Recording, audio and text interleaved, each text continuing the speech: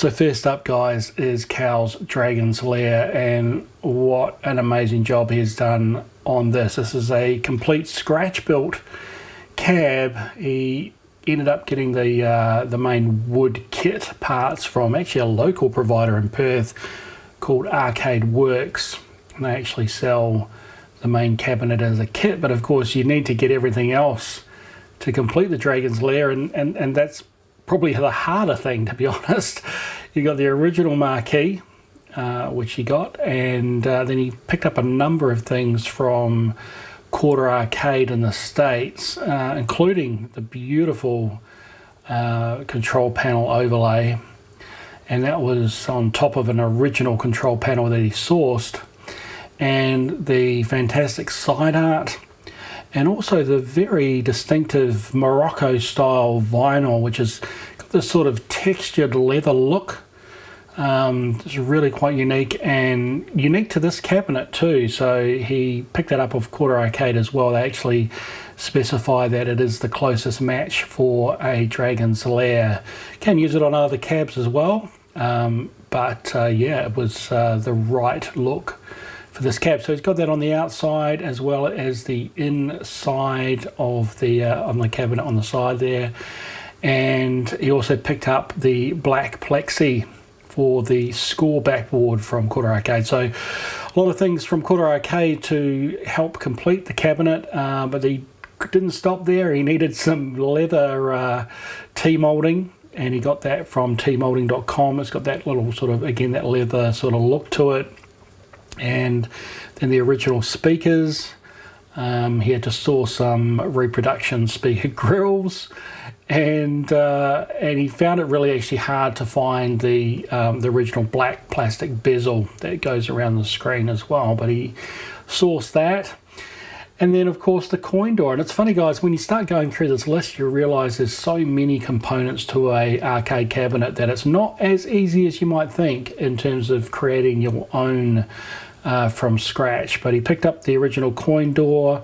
It's the raised Cinematronics logo door, which was sandblasted, powder coated, and then it was sanded back to reveal that beautiful logo. So inside the machine, he's got two setups running in there. It's a dual setup. He's got a new old stock Dragon's Lair 2, which was the update in 1991 from the original Dragon's Lair, running off a CD. I didn't know a lot about that version actually until Cal mentioned it to me, so it was interesting to find out more about that. But he's also got a Dragon's Lair running off Daphne on a PC as well to get that that original experience. Absolutely outstanding machine. The original arcade Leaf joysticks are on there too, with Leaf switches on the buttons as well, all running through an iPack back through to the machine and jointly through to the new old stock Dragon Lair's 2 Time Warp. That was the full name of it back then, guys. So anyway, a fantastic effort. Love this machine, and I think anyone would want a almost brand new Dragon's Lair in their collection. All right, let's move on now to Space Invaders. Okay, so Cal picked up the Space Invaders from a previous owner who was the only owner of this cab, used on location back in the day on the original release in the late 70s. And he put it out on location, was doing extremely well through to 1981. And around that time, other games started coming out and so forth, so it stopped sort of making money. So he ended up parking it back in his shed at the time. And it sat there for years, decades, until Cal ended up buying it early last year. And guys, those are the sorts of stories that, you know, they're just amazing to me, that machines are like that. Still, there are machines out there that have been sitting in someone's shed from when they were originally used. So absolutely outstanding. It wasn't working, however, but funnily enough, it was just blown fuses, which was interesting. So he fixed the fuses up and actually got it running, but there was no sound. So there was some problems with the sound chips. And so he took it over to good old Joey at JMac, and he replaced all the sound chips and got it all working. So that was awesome. And he's also picked up a new old stock Plexi, an absolute brand spanking new Plexi bezel to go on the front. Absolutely going to finish this game off. The rest of it is very much original. And I think it's a good thing that he's leaving it that way, because it's a very, very good condition cabinet. You wouldn't want to touch it based on how it looks currently. It's currently running also the Braze multi-game, which is similar to the setup that I have, and so you can run all those different games in the cabinet, which is totally awesome. So yeah, this is a fantastic cab. It also has the marine ply sides, which a lot of the Tato cabs, genuine Tato cabs had. But of course, when LAI released a very similar cab to this with all the Tato bezel and artwork and so forth on it, just with the LAI stamp, they actually cheaped out a little and ended up with just some MDF sides. So it's nice to see a genuine example here with the marine ply. Fantastic machine, and absolutely love the Tato version of Spacies.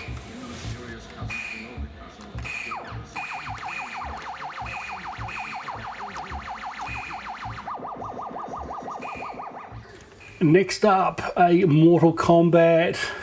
Just love the Mortal Kombat series. Interestingly enough, when he originally bought this had a MK3, I think, marquee on it, so it had been converted at some point, but it was put back to an original MK, had an original MK board in it, and then Cal has actually taken it back fully to an original MK. He's looking to redo the side art on this beast, but interestingly enough, and I didn't know this before, but the dragon picture is different on the Australian version as opposed to the US. And currently, if you try and get this artwork, you can only get the US artwork, so no scans currently, as far as he knows, exists of the Australian version. And that's just one of the things here down under. We have a number of just slightly variations of artwork that's been applied to some of these cabinets. But other than that, it is a typical MK cab. He didn't have to do anything more on it. And what can I say? It is a absolute classic. Me personally, I think I would prefer to have an MK3.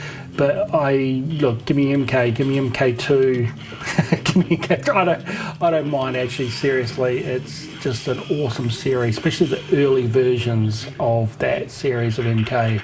It's so good, and I love this cabinet, absolutely. You know, it's, I don't know, there's something about the shape of it. I remember seeing this actually on location out at a polytechnic here in Perth.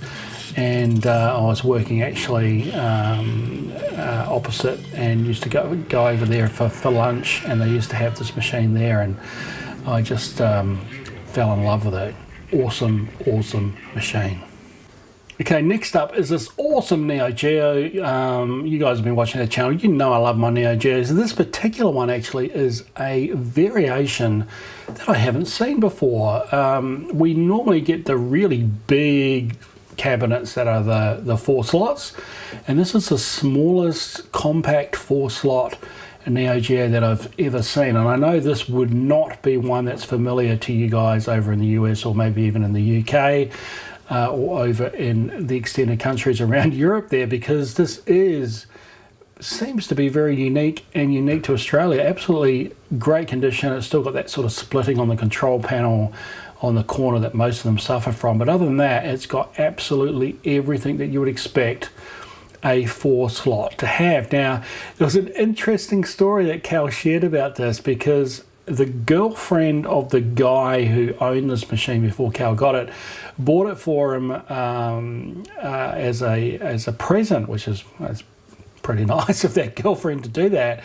But apparently he couldn't get it going. The guy couldn't get it going, and so he literally just sort of, gave up on it and put it away. And 2 years later, he was like, "Oh, I'm just going to sell this thing on." So Cal picked it up, and it was interesting because Cal saw in the advert as a game was showing the test screen, so it was all sort of running. It was just stuck on the test screen, which was Cal thought was a little odd. Anyway, he picked it up, and when he went through the machine, he found I can't believe this. He found that the owner had put the cartridges in backwards. And that's only because when you sort of look at it logically, you think the label should be the other way, and they do fit in backwards, and that was the only problem. And literally Cal just turned the cartridges around and off it went, and it went off running. That's just one of those stories again of those just awesome pickups where you just pick up an absolute score non-working machine, but in actual fact it's something so simple like that. So I really love this machine. Actually, I think this form factor is better than the one even that I have, although I think the screen in this one, and this was a 20-inch, so it's a bit smaller than my 23 that I've got, although that probably would fit a 23, but definitely loved that machine.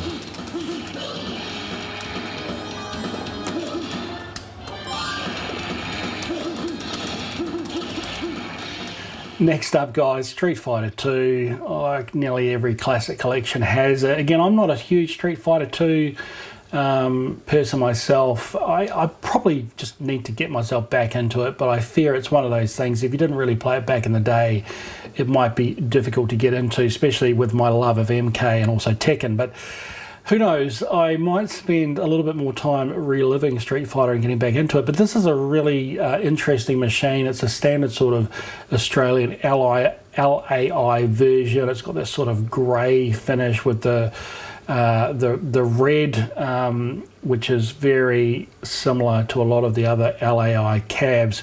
The interesting thing about this machine was Cal indicated that the person who was selling it actually built part of their house around the machine. So they hadn't actually moved the machine into the house. There was, I don't know if it was an extension or something, but the house was built around it. So what happened is he went and he agreed a price on it, but they weren't actually sure if they could get it out. So they managed to get it outside into like a walled courtyard area, but there was actually no way of getting it out of there. There was, I believe, a gate, but it was just too thin. And it's an interestingly sized cab. It sort of looks like you could just take off the control panel, which he did do, and then he could not get it through the gate. So he ended up, there was some sort of mini crane that was close by, and I'm not sure how that all came about, but apparently he's got some video somewhere of this this cabinet being hoisted over the wall with some mini crane with some dodgy harness to get it over there, like crossing his fingers that it's not going to just collapse and crash to the ground in 1,000 pieces. So that was a pretty interesting story. It's so cool to hear like pickup stories, guys. You know, with all the pickups that I've done as well, it's just some really funny stuff that's happened in the past. So next up, we have this amazing, beautiful Asteroids. I'd kill to have a original Asteroids. It's a beautiful stand-up. Unfortunately, though, it doesn't have the original vector monitor in it, so you had to convert it. It's got an LCD in there. It actually plays pretty well, considering. I really like this front end. There's another arcade emulator, actually. I thought it was really cool. I hadn't seen that before. I'm not sure about the colours that are going on here. I'm pretty sure that background is supposed to have some sort of purple tinge to it. But anyway, it actually looked pretty good. Sounded awesome. It was great being in the proper stand-up cabinet. The control panel overlay was all new and redone, and it just looked absolutely sensational. Running a PC in there, and the old original owl coin door was on there. He cleaned that up and it looks like new. Got the original marquee. Just a amazingly well presented cabinet, a lot like all of Cal's collection. Unlike myself with a lot of my machines, I just have not got around to, sprucing them up to the level that Cal has done. But yeah, this is just an amazing machine. Of course, it would be great if it had the Vector in it. That would really finish it off. But nonetheless, a fantastic example of an absolute classic. Next up is Space Shuttle, guys. No, we're not back in the arcade. Cal also has a Space Shuttle just like mine. It's lost a little bit of its red off the sides, which is a bit of a shame. Otherwise, the machine is in generally good condition. It was an interesting pickup. He said the guy actually dropped it off in a hurry and then was basically like, I've got to head off to the hospital. I've got to go, man. It's like he bought it working. He bought it knowing that it wasn't working, so it wasn't like the seller had to make a quick exit, but he thought it was quite humorous that the guy should just drop it and then take off. So anyway, it was not working. He took the board set to Joey, and Joey did his magic and replaced a lot of stuff to get the boards going. He also got this great replacement for the shuttle from the Little Shop of Games. If you search that on the website, you can pick up that shuttle. I might do the same for my Space Shuttle because mine's pretty worse for wear, and it's an absolute one-to-one copy. You buy this little plastic shuttle and you put all the decals on yourself, but you can see that yeah, it's an absolute one-to-one. He also added a incognito bridge board, which is sort of there to prevent sort of magic smoke happening and any sort of fire if you have some sort of weird stuff going on with your AC coming into the machine. And it's a good little preventive maintenance fix from a guy called Incognito, who's on Pinside. If you look it up on Pinside, you should be able to find him. And those boards are suitable for a number of different pinball machines. So I'm going to look into that a little bit more, guys, because it's a nice little protection mechanism to have in some of the older pins. So anyway, it's Space Shuttle. I know this machine well, and Cal is absolutely enjoying it as well, and a nice addition to his arcade. Guys, Terminator 2 T2. Oh, I love this. I love this pinball machine. I think it's a bit underrated, actually. It's a classic, and of course it's, you know, the movie was was brilliant. This was the best out of the entire series. So nice to have this machine in his lineup. And look, he bought this a long time ago, back in the early 2000s, and the price was really low. I'm not going to say what it was, but it's just ridiculous in terms of pricing these days. But it was dead, and so he had to get that sorted out. It kept blowing a fuse. Funnily enough, it's got Data East glass in it, so I don't know what's happened there along the way. It's been swapped out amongst another pin. But the unfortunate thing on the day when we went to have a look and have a play, the start button doesn't work. So everything else works on the machine. The start button, it's been a little bit intermittent, unfortunately, so we couldn't play it. It's probably a switch matrix problem. And that switch matrix, or part of that switch matrix, includes that particular button on it. It's more than likely a cold solder joint or something similar, I would guess, given that sort of problems. Cal also had one of these fake Sega Blasts, very much like the fake Sega Blast, the black one that I have. This one's a white one, so it almost looked a little bit more similar. In fact, Cal actually thought this was a Sega Blast until I pointed out all the differences. Of course, the marquee is different from plastic there. It's got these added buttons on the front with the lock, which is different. The speaker grills are plastic. They're not the metal inserts like the real one. There's a metal piece behind the controls. That's different. It's usually instructions under glass there. Has a flat screen CRT as well, and the joysticks are usually a sort of a lower quality. They're not normally like the Samwa brand or anything. They're like a lower quality brand. But other than that, it looks all very much the same thing. The shell is polycarbonate. It's not a fiberglass. But overall, it's still a great form factor. It's identical in all other ways in terms of its shape. You can swap in some more decent controls if you wanted to, and you've really got a nice machine for a decent price. This one was running a PC in it with Hyperspin, and I think Cal had pretty much every system known available to man on there. so a great little setup again. I think if anyone's short on space, these little copy candy cabs are a really good solution. Nice to play side by side with these, and if you're unsure and you don't have a lot of space, go check out one of those candies. Even these copies, they're really good to play on. Next up, guys, we had this absolutely fantastic NBA Jam. Look at this, 4-player action. Cal had completely redone this cabinet.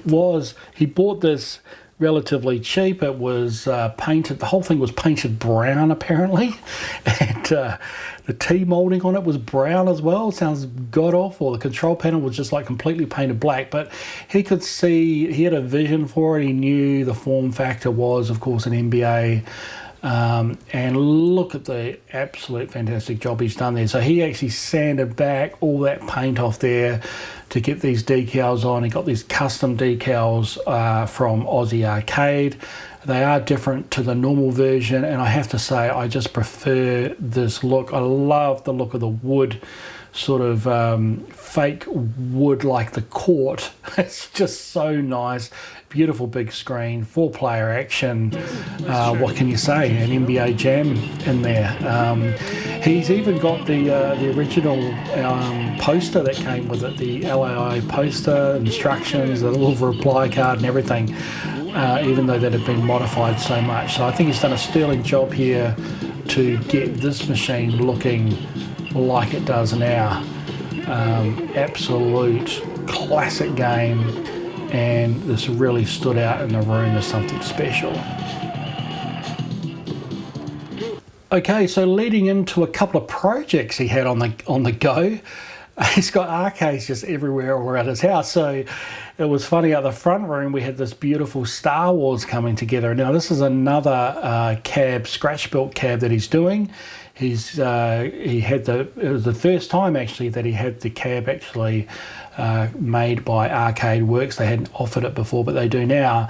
And they cut out all the main cabinet parts, and then he had to go on the hard mission to source all the other stuff. It's even got the original marquee glass, even though he could just actually get a normal piece of glass cut locally. He opted to actually import and get the original glass. And in fact, I'm not sure if he imported it or got that locally, but anyway, that was a nice touch. Otherwise, all the other artwork he got made by Phoenix Arcade. They did all the beautiful Star Wars artwork.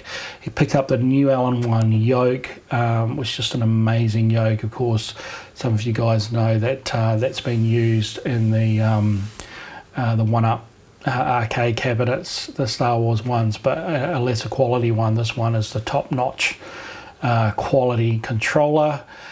And he even imported the original over-under coin door from the USA, which must have been hell expensive given the weight of those things. And he got the original speaker grill and that awesome, nearly impossible to find original bezel, which goes around the monitor. So this thing's really coming together, and hopefully in a future episode we can check it out once it's all come together. Maybe one day we can go back and check out how Cal's going with this, as well as the next machine, which we'll take a peek at, which is the 720.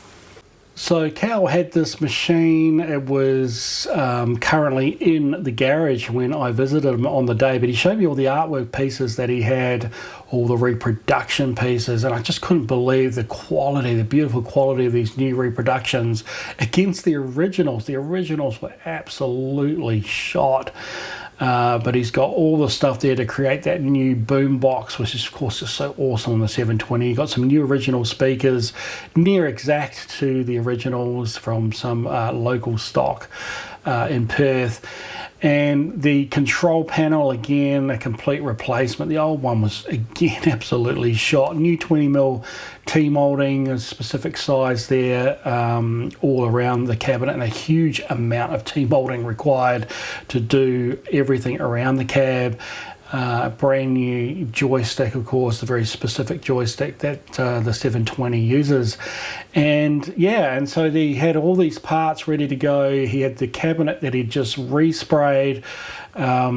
He had to actually wrap it up because we had some bad weather just prior to me visiting Cal, and so it had been painted for a while and dried and all the rest of it. He had to wrap it up while the weather came through. So anyway, he's got all the parts. Again, this is going to be an absolutely sensational cabinet when it comes together. His attention to detail on all of this, again, it's just amazing. I wish I had the time, the patience, and some of the skills that he has to put these machines together. He's really creating an awesome collection, even with these big refurbishes and the custom build cabs.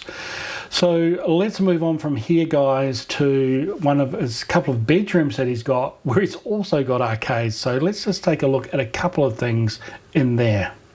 All right, so the first thing we're going to look at, guys, is this really, really bizarre Super Galaxion. ION. And look at this marquee. I mean, it is got a stamp there from Leisure and Allied, but this is something I have never seen. And look at this bezel.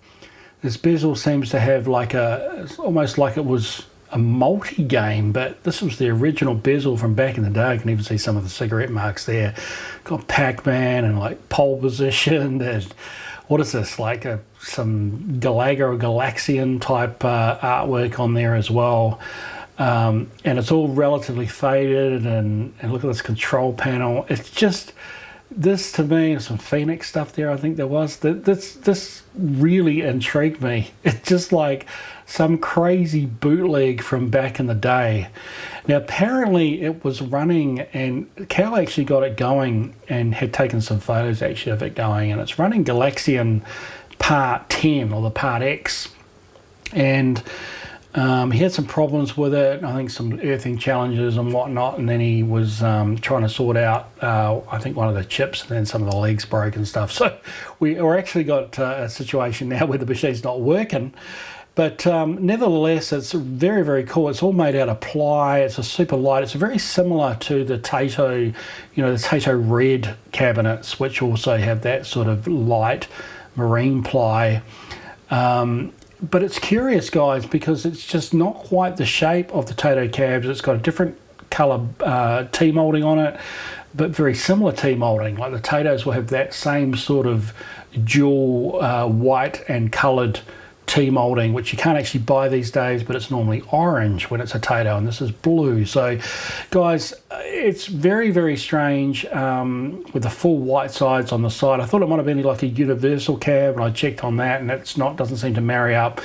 If any of you know or recognize this cab and this form factor, please let me know, and I'll let Cal know, because this is something else.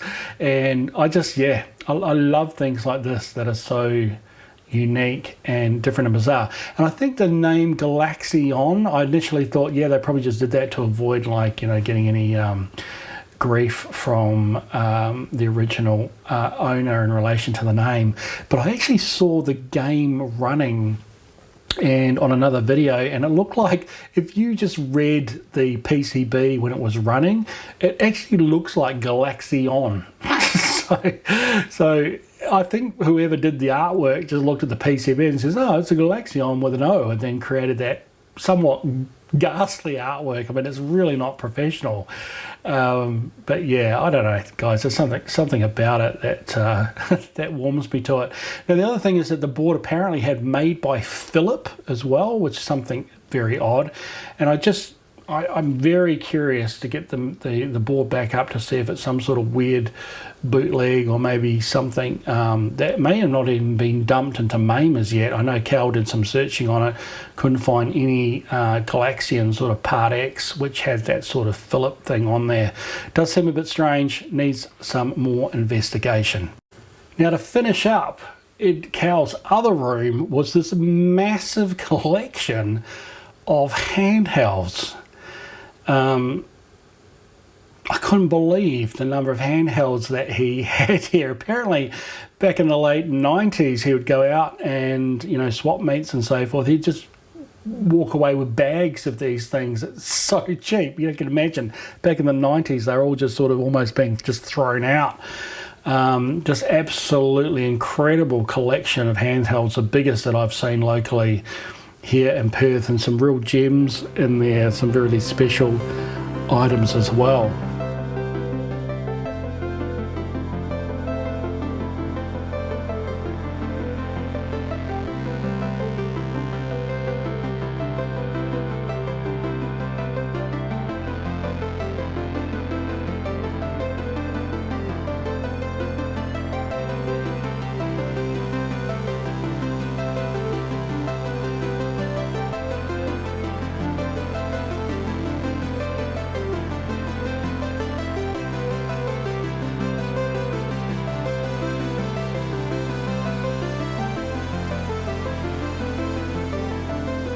He also had this very cool Takara Tommy, I think it is, Space Invaders little cocktail machine, which was absolutely awesome. I saw this thing, I thought I've got to try and hunt one of these things down. Come on, it's Spacies Arcade. I gotta have this little tabletop, so that's something I might have to try and hunt down in the future. The other cool things he had in this little room, he had 4 Vectrex machines, 3 sitting on the floor and another one boxed. Couldn't believe that either.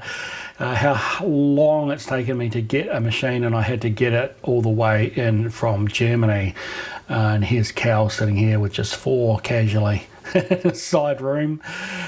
He's got some other crazy stuff in here. There was a Commodore monitor in here, and also there was some signed Dragon's Lair artwork that he had on there. Would be great framed somewhere in the house once he gets around to it. That'd be pretty cool. And then he finished off with these little mini tiny arcades, and they all work, and not sure what version. It doesn't seem to be MAME, but it looks pretty close actually. I don't know what it's actually running, but these are really cool lit up marquees.